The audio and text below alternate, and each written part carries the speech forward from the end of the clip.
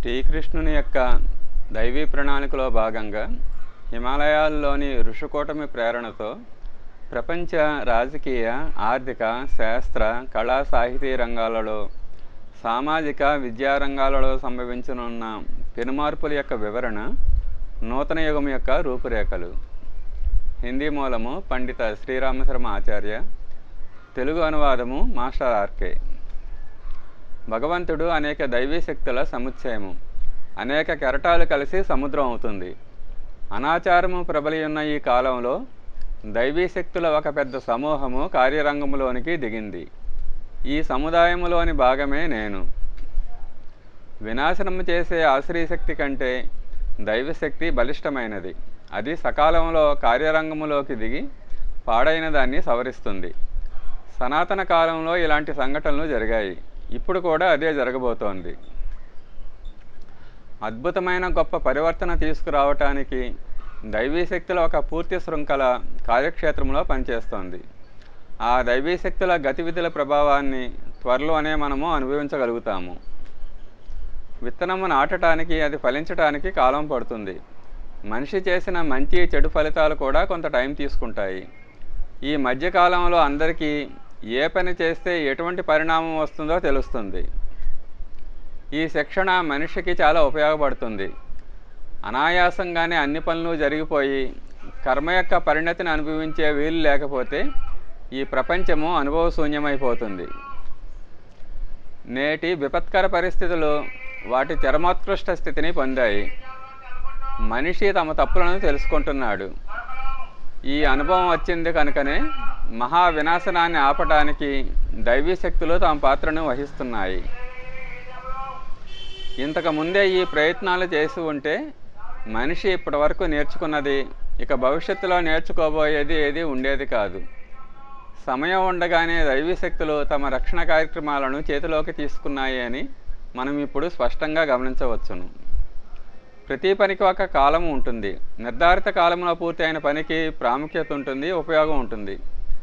సమయం కంటే ముందు చేస్తే దాని అందము పోతుంది. పిల్లవాడు ఒకరోజు పెద్దవాడు అవుతాడు. పెద్ద అయిన తర్వాత అతనికి పెళ్లి కూడా అవుతుంది. అందువల్ల పిల్లవాడి వివాహం గురించి చర్చించుకుంటే తప్పు లేదు. కానీ ఆ పని ఇప్పుడే చేసేస్తే అది అనుపయుక్తం అవడమే కాకుండా బాల్య వివాహం చేసామనే నింద కూడా వస్తుంది. దైవీ శక్తులు పరిస్థితిని నివారించగలిగే సామర్థ్యం కలిగి ఉంటే ముందే ఎందుకు అడ్డుకోలేదు అన్న ప్రశ్న వేస్తూ ఉంటారు. ఇన్ని కష్టములు అనుభవించిన తర్వాత ఎందుకు మేలుకుంటాయి? దీనికి జవాబు ఏమిటంటే, ప్రతి ఘటనాక్రమము మనిషికి ఏదో ఒకటి నేర్చుకోవడానికి ఉపయోగపడుతుంది. ఎలాంటి మార్గం మీద నడిస్తే ఎలాంటి పరిణామం ఎదుర్కోవాల్సి వస్తుందో చూసి అనుభవించినప్పుడు మనిషి ఎక్కువ నేర్చుకుంటాడు. అందువల్ల సామాన్య జనులు తమ సామర్థ్యాలను పూర్తిగా ఖర్చు పెట్టిన తర్వాతే దైవీ శక్తులు జోక్యం చేసుకోవడం జరుగుతుంది. అన్ని కోణాల నుంచి పరిస్థితి చేయి దాటినప్పుడు భగవంతుడు కలగజేసుకుంటాడు. ఈ రోజుల్లో నిర్మాణాత్మక ప్రక్రియ పరోక్ష జగత్తులో జరుగుతోంది. సమయం వచ్చినప్పుడు సామాన్య జనులు కూడా దాని ప్రత్యక్ష రూపాన్ని చూడగలుగుతారు. ఈనాడు ప్రపంచంలో ఉన్న దేశాల యొక్క ఎల్లలు కొన్ని వేల సంవత్సరాల నుండి అలవాటుకి గురవటం చేత స్వాభావికంగా అనిపిస్తున్నాయి. ఎవరు ఎక్కడ అధికారం సంపాదించుకున్నారో అది వారి న్యాయోచిత అధికారం అనిపిస్తోంది. కానీ నిజానికి ఔచిత్యము మరియు న్యాయాన్ని దృష్టిలో ఉంచుకుంటే పరిస్థితి ఇంకొకలాగా దర్శనమిస్తుంది. పృథ్వీ మీద ఉత్పన్నం అయ్యేవి భూమిపుత్రులందరికీ సమానంగా ఎక్కడ లభిస్తోంది? గరిష్ఠులు తమ సుఖాలను స్వేచ్ఛగా తగ్గించుకొని కనిష్ఠులకు ఎక్కువ సుఖాలను అందివ్వటానికి ఎక్కడ ప్రయత్నం చేస్తున్నారు? అదే జరుగుతూ ఉంటే వర్గ విభజన జరిగి విభిన్న క్షేత్రాల మధ్య అధికారం కోసం పోట్లాట ఎందుకు జరుగుతుంది? భూమి అంతా అందరికీ చెంది అందరూ సమానంగా దాన్ని పొందగలిగేవారు. దేశం పేరుతో విభజన రేఖలు ఉండేవి కావు. ఒకవేళ ఉన్న దానికి కారణము వర్గవాదము కాక భౌగోళిక రవాణా సౌకర్యాల కోసం జరిగి ఉండేది. పెట్రోలు మధ్యప్రాక్ అరబ్ దేశాల్లో దొరుకుతోంది. అందుచేత దానిపై ఆధిపత్యం వారికి మాత్రమే ఉంది. కానీ భూమి అందరిది అవడం చేత ఆ సంపదపై స్వామిత్వం అందరికీ చెందాలి. ఆఫ్రికా, అమెరికా దేశాలలో ఉపయోగించబడిన ఖాళీ ప్రదేశాలు చాలా ఎక్కువ ఉన్నాయి. చైనా, భారతదేశం వంటి జనసంఖ్య ఎక్కువగా ఉన్న దేశాలలో తగినంత భూమి లేకపోవడం చేత అనేక సమస్యలు ఏర్పడుతున్నాయి. విశ్వమంతా ఒక కుటుంబం అయినప్పుడు భూమి యావత్తు అందరికీ చెందాలి. భూమి నుండి జనించిన ఉత్పత్తిలో సమాన లాభాలు అందరూ పొందాలి. ఒక క్షేత్రానికి చెందిన వారు తమ ఆధిపత్యాన్ని అక్కడ ఉన్న ఉత్పాదనల మీద చూపించి దానిని తమ గుప్పెట్లో పెట్టుకోవడానికి ప్రయత్నిస్తూ ఉండడం వలన దోపిడీకి బీజారోపణ గావించబడుతోంది. దోపిడీ యొక్క చాలా పెద్ద లోపం ఏమంటే పెద్దవారు చిన్నవాళ్లను మింగేస్తారు. ఈ మానసిక పరిస్థితి ఉన్నంత వరకు చిన్న పెద్ద యుద్ధాలు జరుగుతూనే ఉంటాయి. నిజమైన యుద్ధము ఆర్థికమైనది. ఈ లోటు నేటి దేశ విభజన రేఖలు ఉన్నంత వరకు పోడ్చబడదు. రేపు కాకపోయినా ఎల్లుండైనా క్రొత్త స్వరూపాలు దాల్చి రకరకాల యుద్ధాలు జరుగుతూనే ఉంటాయి.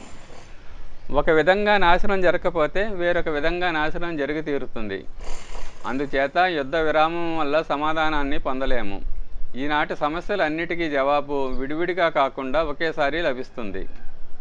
అణుయుద్ధం ఆగిపోవడమే కాకుండా వివిధ వర్గాలు రాజనీతిజ్ఞులు తమ తమ సామర్థ్యానుసారం ఆక్రమించుకున్న దేశ విభజన రేఖలన్నీ చెదిరిపోతాయి.